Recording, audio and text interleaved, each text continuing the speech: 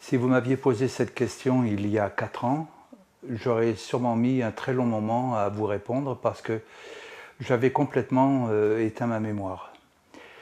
Mais en revenant là-dessus, c'est la mort de mes parents et de mes frères, et surtout les conséquences de la disparition de mes parents.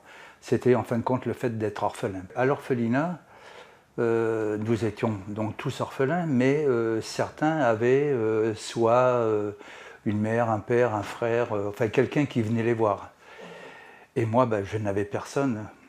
Et c'est vrai qu'il y avait un peu de jalousie sûrement, de la colère de ne pas être comme les autres, de ne pas voir mes parents, personne ne venait me voir, voilà, c'est ça, j'attendais. Et il y a eu un moment, c'est le départ de mon frère de l'orphelinat. À l'âge de 14 ans, il a été obligé d'aller travailler, et donc il est parti, et là je me retrouve réellement tout seul. Et c'est à ce moment-là que je commence à faire un tas de bêtises, simplement peut-être pour me faire remarquer, pour comprendre que j'existais.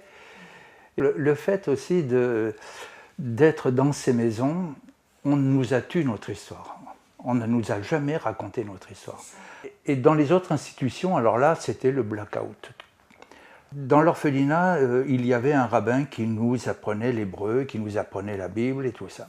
Et il a eu une phrase un jour qui a été assez difficile pour moi. Il m'a dit, enfin il nous a dit, si vous voulez que quelque chose arrive, il faut prier sincèrement. Et moi, dans mes prières, j'étais certain d'être sincère dans mes prières. D'ailleurs, j'ai arrêté à l'âge de 8 ans, parce que je me suis fâché avec lui en lui disant que c'était un menteur, parce que j'étais sincère dans mes prières et ce que je désirais n'arrivait pas. Et pour cause. À tel point, c'est que même encore maintenant, alors que depuis 68 ans, je n'ai jamais réappris les prières, je les connais encore. Du fait qu'on ne nous parle plus de notre histoire, eh bien, j'ai fermé ma mémoire.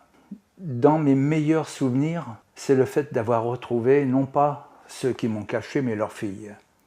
Mais leur fille a été aussi très importante pour moi personnellement, parce que c'est elle qui m'a emmené de Paris à l'endroit où nous allons être cachés. Elle n'avait que 14 ans, cette jeune fille qui a 84 ans maintenant et qui existe encore heureusement. Et c'est elle qui nous a raconté notre histoire du moment où mes parents ont été arrêtés chez eux, où ils ont arrêté mon frère, enfin mes 3 frères. Mon père a été arrêté parce que n'ayant plus de nouvelles de ma mère, il était caché à Nogent-l'Artaud. Il est revenu sur Paris pour savoir ce qu'il en était, et là on lui apprend que sa femme et ses enfants, sans savoir que certains étaient encore en vie, sa femme et ses enfants ont été arrêtés par la police française et les Allemands. Et est-ce qu'il a été dénoncé ou est-ce qu'on l'a suivi, je ne sais pas, mais en attendant, arrivé à l'endroit où il était caché, eh bien, il se fait arrêter à son tour par la Gestapo et il est emmené à Auschwitz où il mourra avec ma mère et mes frères.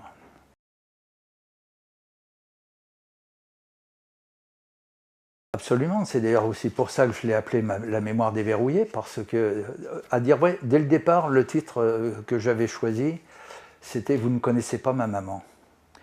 Pourquoi? C'est que chaque fois que quelqu'un venait à l'orphelinat, moi je pensais que tout le monde devait connaître ma mère, et lorsque quelqu'un venait voir un autre enfant, je lui posais la question « Vous ne connaissez pas ma maman ?»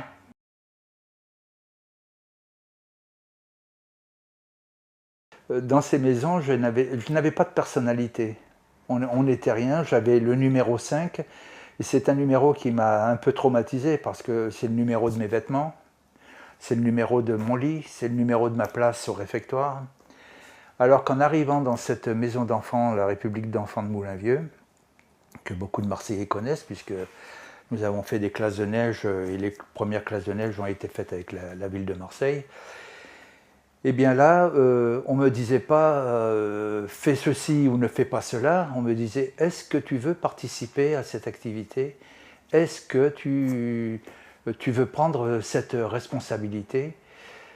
Et il y a un événement qui est anodin si l'on veut, mais qui a été pour moi, je pense, le déclencheur, c'est que je suis né le 28 avril. J'arrive dans cette maison le 10 mars, c'est-à-dire un mois avant, et le 28 avril, pour la première fois, on me souhaite mon anniversaire. On me fait un gâteau, on me chante, et pour moi, ça a été une révélation. J'ai dit, mais c'est moi qu'on fête là. Et j'ai eu l'impression, cette fois, j'ai eu l'impression d'exister.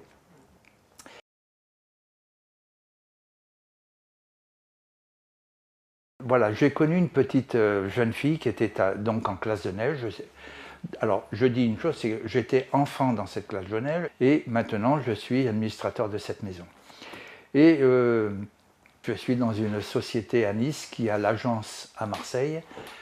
Eh bien, pour me remercier d'avoir été le meilleur vendeur, la direction de Marseille m'invite à Marseille.